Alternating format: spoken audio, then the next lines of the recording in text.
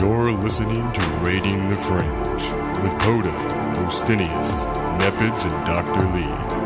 From ancient civilizations to the cutting edge of science, from exploring the outer reaches of space to the Atlantean depths, we discuss the topics of the unknown and the possibilities of the bizarre. Are you hungry to expand your horizons? Come get your fill as we raid the fringe. Welcome back to our show. Four friends sitting at a table talking about stuff we found on the internet. To my right is Ostinius. What's up, Poda? Straight across the table from me is Nep. Good evening. And to my left is Dr. Lee. Yo. On today's episode, we're going to be talking about ancient architecture. How it was done. Why it was done. Is it still being done? Can we find the techniques that they once had? Or was it done by races that never or did exist or still exist in today's society? Ostinius, we're going to start with you. Awesome. Okay.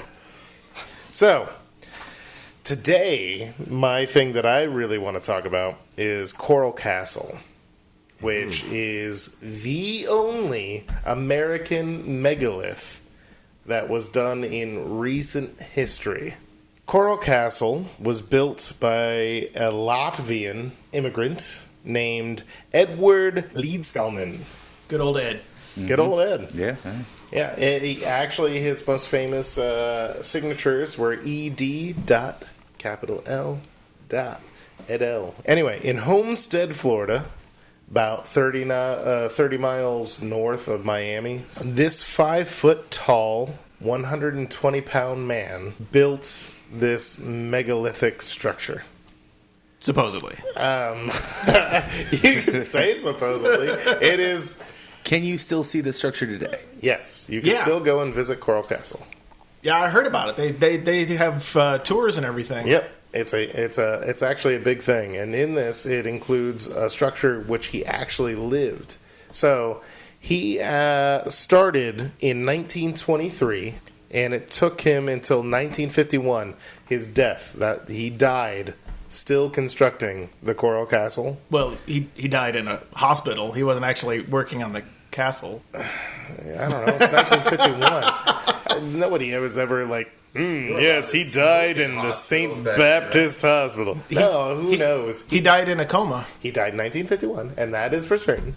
So, after 3 days in a coma, he woke that's up. neither here nor there. He spent all this time building this thing, okay? Yes. So, and mind you, he's only 5 foot tall, 120 pounds. Mm-hmm. Any one of us would dwarf this small Latvian man. He was like Andy Kaufman. Hello.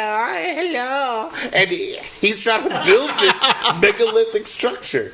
That's a tip of the hat to you, sir. Anyway, he had left behind a journal of his discoveries, but left out all of the means of construction. He left it very vague and was very removed from it, so to speak. And in that, the only telling thing that he said was that he had discovered the secrets of the pyramids, transforming stones into weightless objects. The only tools that he used were tools that he scrapped from old automobiles, and a makeshift tripod out of trunks of trees like we use for electricity poles. He had a tripod, some pulleys, chains, and a couple gears and devices. And this is how he constructed Coral Castle. Now, did he do this whole thing in secret? He did it by himself. He only worked by himself, and he only worked at night. And you're talking from 1923 to 1951, things like they ain't are now, boys. Oh, man, he was a creepy dude, too. Like, I heard people couldn't even, like, if couldn't come anyone even came close to the castle, he'd just hop up on the wall and stare at you until you left. Yeah. One of the first big monolith things that he made was shaped like a crescent moon, because he had around the trajectory of the actual lunar cycle the phases of the moon. And there was one that was hooked that he would jump in and he would jeer and he would, it's not ready, you're trying to come while he's working. He was super protective. So, he built it alone at night. Upon looking at old pictures, people see a black box at the top of the tripod. Every time that he's working with lifting these blocks, there's a black box involved. Now, upon the constructs of the Coral Castle, it is a tremendous structure with walls outlining a courtyard. Inside the courtyard, he had perfectly balanced and shaped rocks in the forms of chairs that were easily rocked upon by the smallest child, cradles that could be rocked in, a makeshift merry-go-round made out of a 17-ton rock that was balanced so perfectly that a kid could spin it. So not only There was was he a able to move, 19-ton door that was the entrance that a kid could push open. A revolving door. Yeah, and you could walk into. so not only could he move these giant stones, but he could also shape them into any shape he wanted. He could shape them. They were all shaped in the sizes of crescent moons. He made this dining table that was shaped like Florida, and where Lake, I don't remember the name. Okeechobee? Lake Okeechobee, sure. There was a basin in the table where people could wash their hands and fill from water. There was a well. It was built on top of an aqueduct as well. That there was an active, still physical working well that people could go down and draw water from. There was bathtubs. There's rocking chairs everywhere. There's a throne room because he believed that everyone should be the king of their own castle. And it was a marvelous feat of constructing. So, main point: how'd they do it? How did he do it? How did this lone man, 120 pounds, with these basic tools, how did he construct the Coral Castle? That'd be the question. So, this black box that I mentioned at the top of these tripods. It had the pay that he gave to the Mexicans. They'd be Cubans. He was in Florida. No. Oh, that's right. No. They helped him build. That's why he had to be at night. There is such a thing as acoustic levitation. Okay. So not so much as polarizing the objects and making them weightless. But using sound to make them weightless? Or vibrations? Yes. There had to have been some sort of transmitter, and it didn't have to be to the point of human perception. But through sound waves, negated the waves of attraction that gravity produces Yeah. to counteract that, to make them weightless. It is a physical, actual thing that they can do. People have replicated this many times. Very small scales, though. On some theories from quantum mechanics. Wait, what is the actual scale of things that you say have been proven to be used as? What's the scale? Largest object. Okay. It is silly. Oh, good question. The largest object is a 2-centimeter ball. But that's the hopes of a dying child. That's how big it was. Okay. Hold on, one question. And is that moving it? Because it could roll. No, it's hovering it in a single, levitating the object. It's levitating it, but you can control. I've seen the experiments you too. can move you it. can control the distance and move with it. It's as you move the basically a apparatus tractor that is beam. making it. Yeah. So- as you move the apparatus, it moves. Okay. So say that he was able to do this with his black box transmitter, who knows what he built out of random car parts, and he's a crazy Latvian scientist. Tesla was an older fucking Serbian scientist or Bulgarian or whatever, and he did all sorts of stuff that we still use today. I think it's clarified Tesla was a wizard, but He was a wizard. Maybe this guy was a wizard. Mm-hmm. So he levitates these objects using this acoustic levitation. And I believe in this weird levitation theory, and this is something that brings me to another point. This is a branch of another factor. A German scientist named Viktor Grebennikov. He was actually an etymologist. He studied bugs. Is that etymologist or entomologist? Entomologist. Etymologist studies he would words. have- Entomologist. eats bugs. Oh, he knew how to spell bugs. He knew where- Guarantee. But did he know how to spell his name? Okay, so what does a bug have to do with reverberations? Vibration. Levitation. Is Levitation. my point. Oh, because bugs Levitation is my fly point. and No, bugs but vibrate. actually this ties into ancient architecture and symbolism from the pyramids. Okay? So Scarabs? Yes, it ties into scarabs. This German entomologist discovered something. When he was closely observing the flight patterns of other insects as opposed to beetles in particular, especially heavily armored beetles such as scarabs, when their wings opened, they did not have as graceful flight control, and they seemed to levitate. Upon dissecting them, hang on, listen. Upon dissecting them and observing the patterns upon the wings, he was able to take the inner wings of like thousands of beetles and coat them on the table. And this table had anti-magnetic properties. Wow. You lost me there. Super true. Super true. He made a device out of this technology. It was able to levitate 3 to 6 feet in the air. There are pictures. It's true. It is true. Okay. So, what say you that maybe, the symbolism of the pyramids and scarabs, and they always have their wings out, glowing as if a magical object. What if they were able to levitate stones to put in place, and it made them easier to carve based off of their weakened vibrational state? Well, Boom! I heard his son, Chris Angel, saw him do the same thing on the street, and I gotta tell you know. what, I only have one that is question. a scarab motherfucker. So That's my point. That's where I'm coming from. Okay. So you're telling me this dude mutilated tons of these beetles just to glue Yes.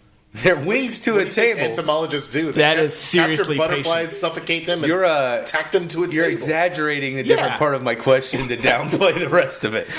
There's physical evidence. This wasn't so long ago. This is like in the 60s and 70s. There's video Glued. evidence of this stuff.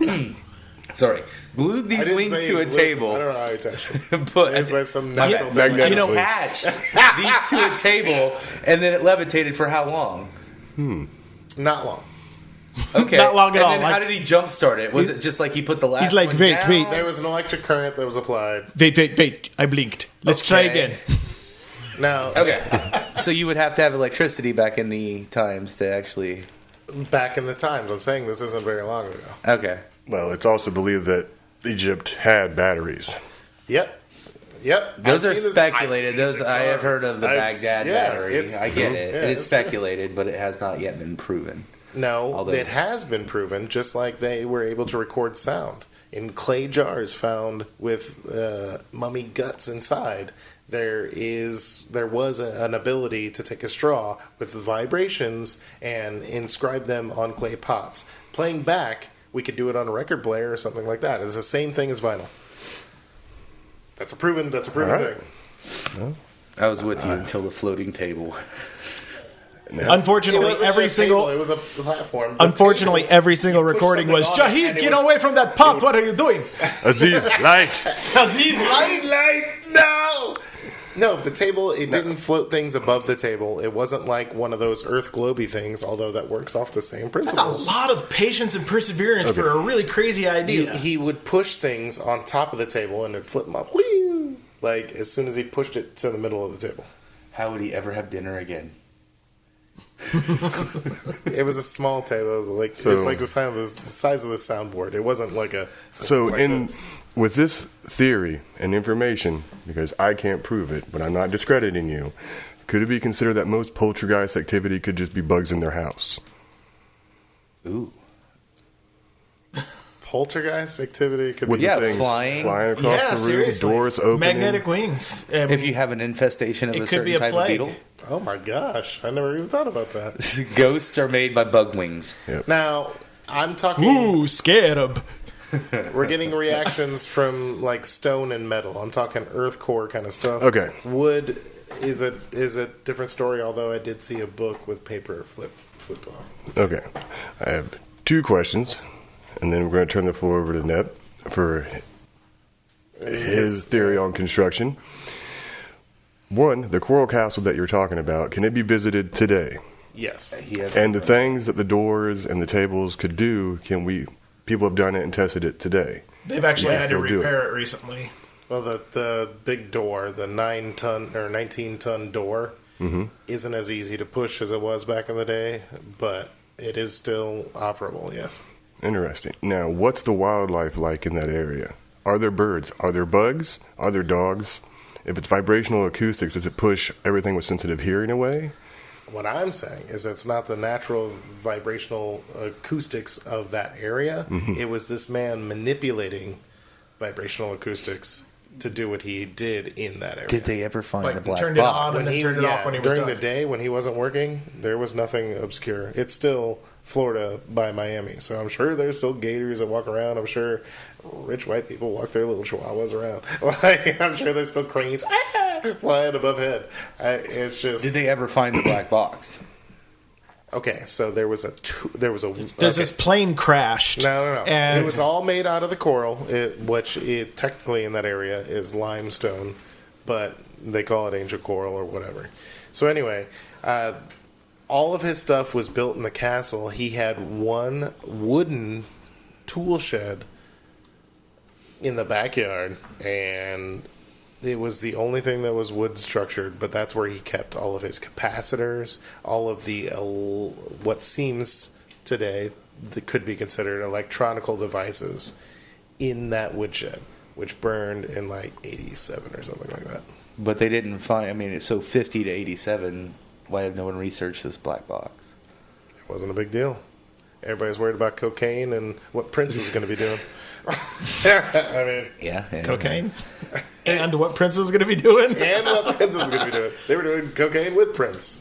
Some of them people were. Yeah. I listen to Charlie Murphy. I know what's going on. All right. Definitely an interesting thought and information gathering adventure. And Yeah, I'll pass it on. I got so much more to say that is I believe actually you. founded in science. It makes sense if you know string theory. and that's a whole Well- different conversation. You Yes. can't talk to people who know string theory because they make up everything.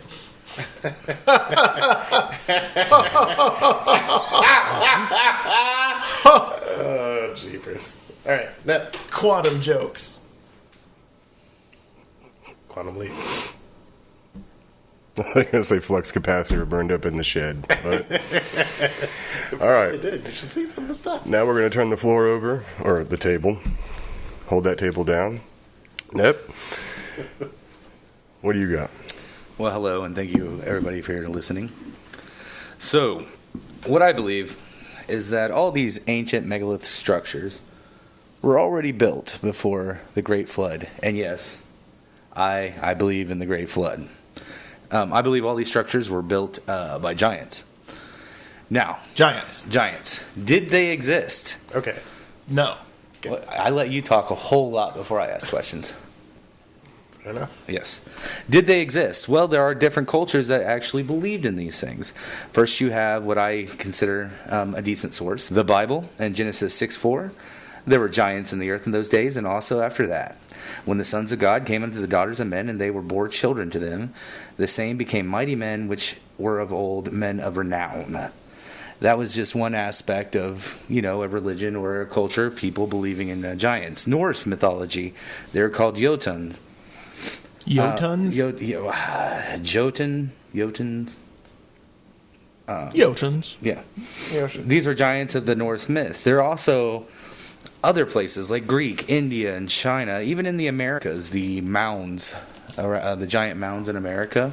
There's also Giant been mounds? yes, giant mounds of Mound State America. Park. I mean, that's. Well, Yeah, not but even that was a just those. giant mound of dead bodies. that the city was Actually, built on. those mounds aren't dead bodies. Those mounds are actually just places of actual worship. They didn't Yeah. bury people there. It was just a common gathering area. Well, I feel a little bit better. Now, places Although like that doesn't explain Snake my cat Mound, coming back. places like Snake Mound in Ohio, and other giant structures. There's these giant mounds there. There's a lot of articles by reputable journalists from dating back 150 years ago, talking about all these giant bones that they found. Even with 1692, a skeleton was found near France Anglers, France, a man measuring 17 feet 4 inches. In 1950, It's a big dude. in southeast Turkey, several tombs were found containing full skeleton giants of 14 feet tall to 6 feet tall. 6 foot tall giant. Look out, everyone! He was a midget in the giant community. I'm sorry, a little person, but a littly large person. Digs in China have found skeletal remains of over 15 feet tall. So these are just some, things, some evidence that actually was produced. And even New York Times, you can honestly search it, and it will show different articles about finding all these skeletons and all these mounds around. So I believe that giants existed, and so did most of the cultures in the world. I believe that all these structures were pre-flood, and that humans found them after the flood and repurposed them to their own needs. So that's why when you go to some of these mega structures, they have normal steps. One fact that people kept bringing up is, like, if giants built this, why is there human steps? I believe humans repurposed it to be able to use it. So to move these things, like, let's use Stonehenge, which there is an actual painting done that shows that Stonehenge could possibly have been helped built by a giant. It's an illustration. I believe that these giants made these things and was able to move these things with ease. Yes. Where was said illustration found? I don't. It was the back cover of a Mad magazine, I believe. But they uncovered it somewhere near Salisbury.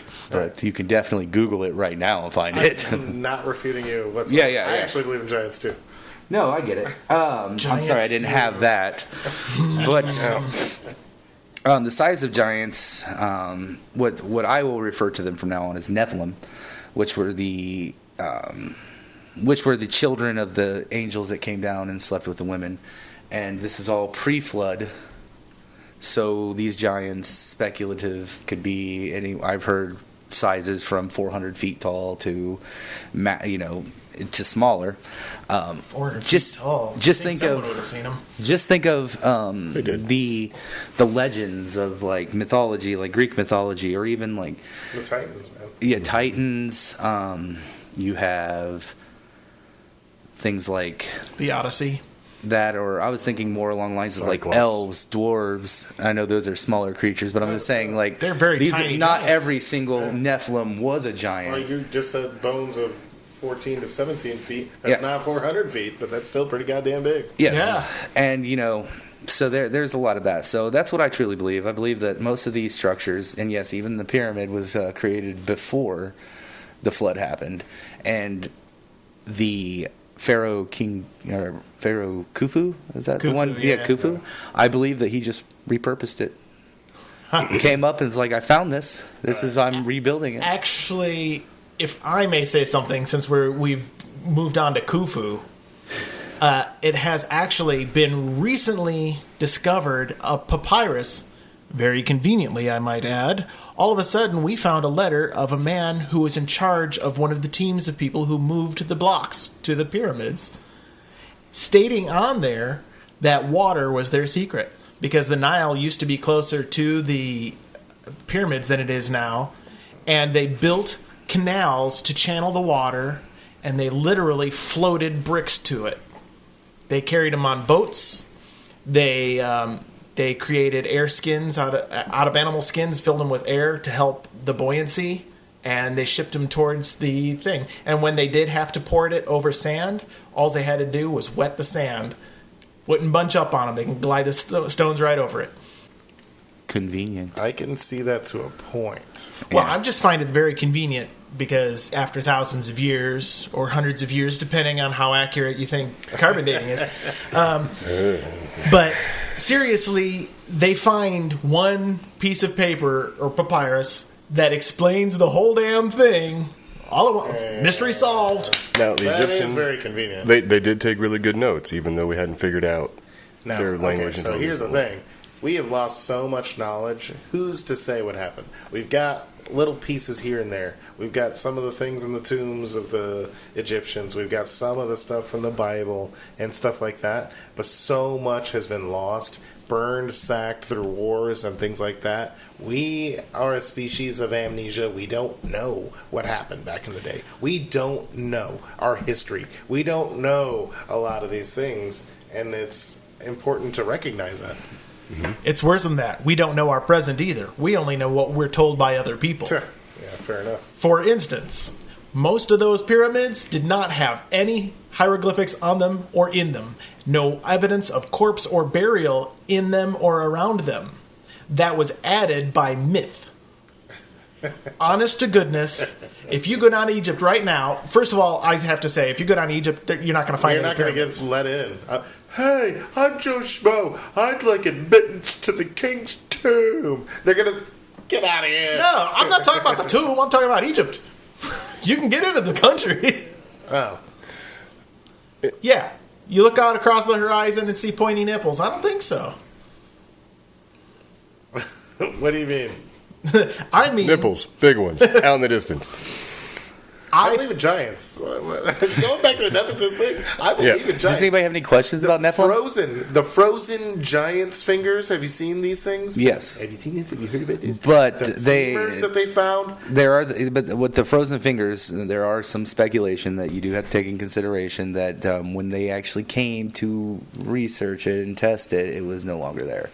So again, conveniently, The plot thickens. not saying that I don't believe in that. I'm just saying like these are the speculative things you have to kind of combat, and that's why. But I believe that these Nephilim did exist, and then after the flood, what it does say is that Noah's family was completely pure, but the wives they took on, the whole world was corrupt. So that's how you get giants after the flood. They had the DNA of the Nephilim in their blood system. So when they repopulated the earth, there were also giants. Now, not as great, like I said, like the 400 feet ones or the ones that were huge, but ones that were closer to the range of 9 to 13 to 16 foot tall. Right. Those are after flood. And the ones pre-flood were way larger than that. The Titans, again. Were any of them very lizard-like? Maybe short front arms, large back legs, and laid eggs. Just asking. Dinosauric, is what you're saying? Dinosauric. I cannot debate the Nephilim, the angelic kind of background, but I do believe in giants. Yeah. I do believe at some point. Now, to counteract your point, you mentioned something. Okay, so these were all built before the flood. Yes. Where's the water erosion of said flood? What do you mean? I mean, flood covered the entire earth, but we have mountains and valleys and rivers and canyons. Yes, but also the mountains. water level on the earth was a lot lower back then, too. So wouldn't you think that the land, after it's dried up, is what was there now? Yeah, so the was idea it is completely submerged, so it Yes. all has an equal testing of water. Yeah, but the stuff that are on higher mountains and things like that, which, the stuff we live on now, wouldn't necessarily, like, you have the one temple that's right off of Japan. You can't see it, know nothing about it, but there's a giant underwater temple. There's giant underwater temples everywhere. Yeah. So why couldn't you say we live on the land that is still available after it dried up, and those are the ones that existed a lot longer? I was just thinking about the erosion. I'm like, man, the peaks of the pyramids That will get are me. taller than That will get me into a whole different discussion the that I need to top- research about the flood. Stonehenge. And All right. Yeah, we're not talking about architecture Yep, anymore. I Now was we're- about to say, these discussions and topics sound talking good. about Yeah, water kind of erosion. got water erosion on the structures, but they also repurposed it. They went in, fixed it for their own needs. Oh, that's true. It has been reconstructed. Yeah. over the Yeah. years. So that's what I believe. In preservation. And I get speaking- that. I What get that. ancient Well, ancient like net Lisa- theorists Lisa, believe. they floated it down the thing. Okay, that's great to get to the base of pyramid. How the hell are you getting it to the top? Beatles. Up, Jerry! Like, You already established that. Beatles. that's Giants. my thought. Giants. All right, I'll tell you how they got it to the top. Giants using beetles. A man named Wally Wellington. Giant beetles. A man named Wally Wellington. Uh huh. I know, it sounds like he's from a cartoon, right? Yeah. I love it. Okay. He is building a Stonehenge in his backyard. I To did scale? do something stupid like this.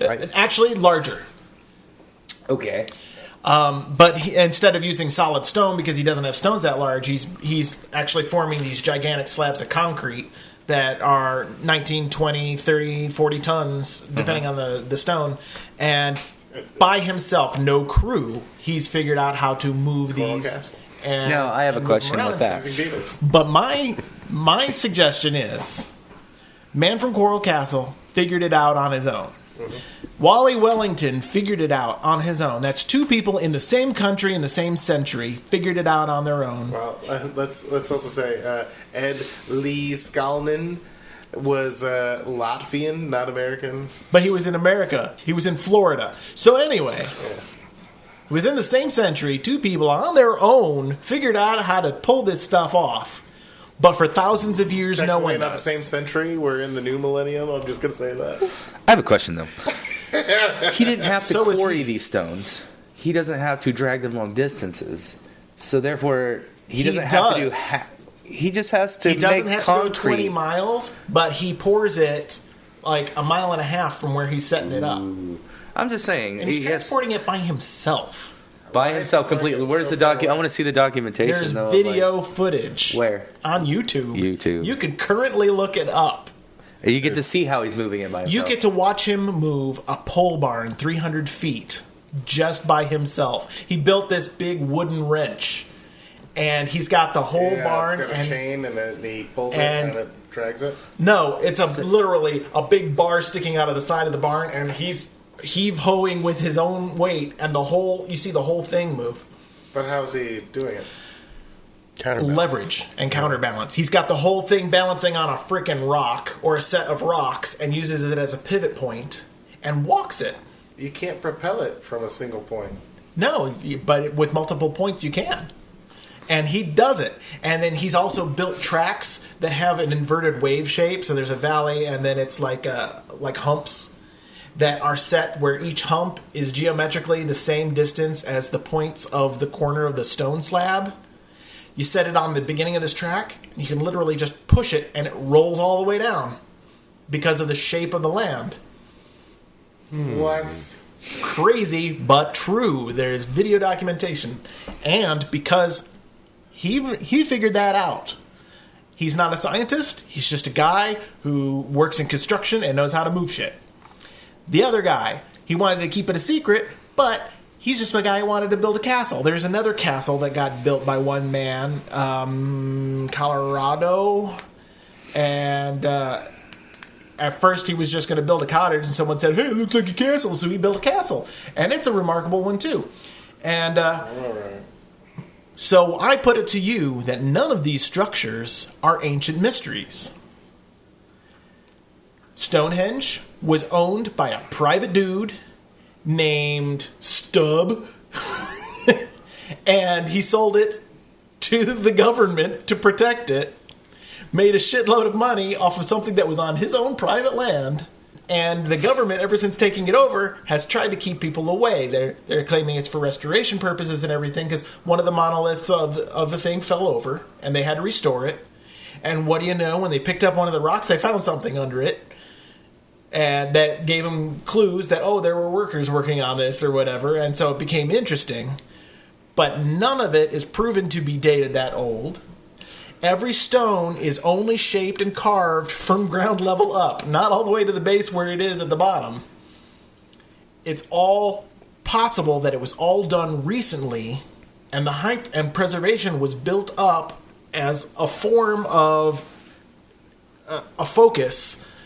Whether or not it's a red herring to lead you away from some other important thing, I don't know the true motivations behind it, but I do have to say that it could have not been built that old at all, but someone built it and thought, "Hey guys, I bet I could fool everyone into thinking that this is some sort of ancient mystery. It's on my land." I have heard this theory. I have one question. This goes kind of off topic, but along the lines of, so things move, like the stars move themselves over a certain amount each year, a certain way, right? Right. Do we know the exact movement that is? We're getting pretty darn good at guessing. If you want me to tell you right off the top of the head, no. Well, what I'm saying is, if these things are, aligned by the stars and the solstice and stuff like that, hold on. Well, how could these things? I mean, how could like Stonehenge themselves, right? You know what I mean? Be aligned to the solstices. Oh, that was another point I wanted to bring up because Yeah, me too. I'm glad I'm with you guys. Earth's rotation on its axis is not a straight up like a top just after you let it go. It's more like a top wobbling near the end of where it's about to fall over. Our North and South Pole, magnetic or actual, is not steady. It's on a constant slow rotation. Besides the revolutions of the Earth, it's also wobbling. So, if it was built 5,000 years ago, like they say Stonehenge was, North and South Pole wouldn't be where they are today. And if it lines up with today's poles, it couldn't have been built back then to line up to the poles. Therefore, it had to have been built more recently. Or it could have been built back when the poles were there and been in the shift and then come back. Actually, I'm not too far off. I'm not too far off from what you're saying because Coral Castle, this guy did that. He built his own individual sundial inside the Coral Castle, and that sundial is based off of a solstice cycle, and it is unlike anybody has ever seen ever. It is the one of a kind. He is the only person that has built this kind of sundial into the coral, and today, because it was ended in 1951, today it is only off by like 3 minutes, which means that it follows the actual cycle of recent activity. And he's got another thing, which is a celestial calendar based off of two holes in two equidistant stones going up this way that lines up with the North Star, Polaris, and it's based off a crosshair system, and it tells you where you are in the cycle based off of where it comes, and it can tell you what point in the year it is. But this guy did it by himself. Now, and you said it was finished in 1950, is that 1951. correct? 1951. So 1951 to 2019, how many years is that? 68. 68. So the Earth is changing about 3 minutes in 60 years. They said the spatial calendar was like something like 1.5 centimeters a year. Okay, so like again, so some of these the way things he that are built it works out like it's within 3 minutes. Yeah, I'm not discrediting his Right, achievement. but- And what I'm saying, when people, that calculation, like if you could say, that's okay, getting me into like a young Earth situation. Yeah, I'm not, that- but I'm just saying like that doesn't prove young Earth necessarily, but it does prove young construction. yes. And I'm saying this guy finished it not so long ago. Yeah, I'm with that. Yeah. We're But not he arguing. had the knowledge of the ancients to do so. Did the black box I'll tell tell him you that what, too? outside the pyramids, there are also concave He would only have the knowledge of the ancients basins if there was knowledge that of the you ancients. could pass if you had the acoustical knowledge. You could pass a stone across these lines of concave basins, and it would acoustically levitate it. That's what I'm saying. Okay. Interesting. I remember it was first Fascinating. I remember that technique was first used with Han Solo, straight out of Carbonite. It was. It might have been in a That is galaxy giving far, far away. But Too it much was a credit long to time ago. LucasArts. So that's more backing that Star Wars was a documentary. What Dr. Lee is saying is that back in the day, it was the same thing with tablets. They saw it on Star Trek, and then they decided, you know what? We should make that up. The tablet was invented in ancient Rome. Of course, back then it was just wax. And they scratched into it. True enough. All right. So any thoughts or Okay, anything so- from you guys? Or Yeah. Poda, why don't you wrap us up?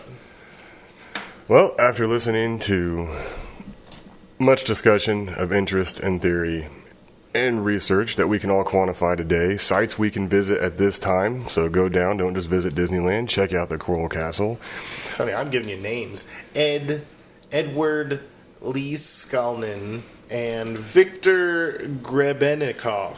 I'm definitely Tell going to him. look Wally off the Wellington. bug Look up- wing table. Victor Grebennikov. I'm telling you, look it up. I'm pretty sure I can That's type in bug spelled wing table and G find backwards it. R star U with the little tail. Squiggly line birdie. Okay, Squiggly Google, line, find birdie, me table niner. with wings on it. No, that's different. That's a flying table. It's not a flying table. The table itself doesn't fly. The one he built does. Oh, okay. I'll look it up. I promise. I'm not. Please do. Look it up. Well, in closing, this may not happen every time, depending on the topic of discussion, but I agree with all points of discussion on this. Do I believe in giants? Yes. Do I believe in ancient technologies, known or unknown? Yes. Or forgotten or rediscovered as well. There could be techniques that we're overthinking that are more simplified. The science and the acoustics? Absolutely. We're discovering more and more of those things now. Check in back with us next week Yes. to learn about the What he Anunnaki. said, that everything's bullshit. Everything is bullshit. Always do your own research. Yeah, please. Don't just Always. base all thoughts on other people's opinions, Never because you trust- will not have your own opinion. So come back and visit us again for the for part 2. Anunnaki and Thank you all for joining us. Join us next week.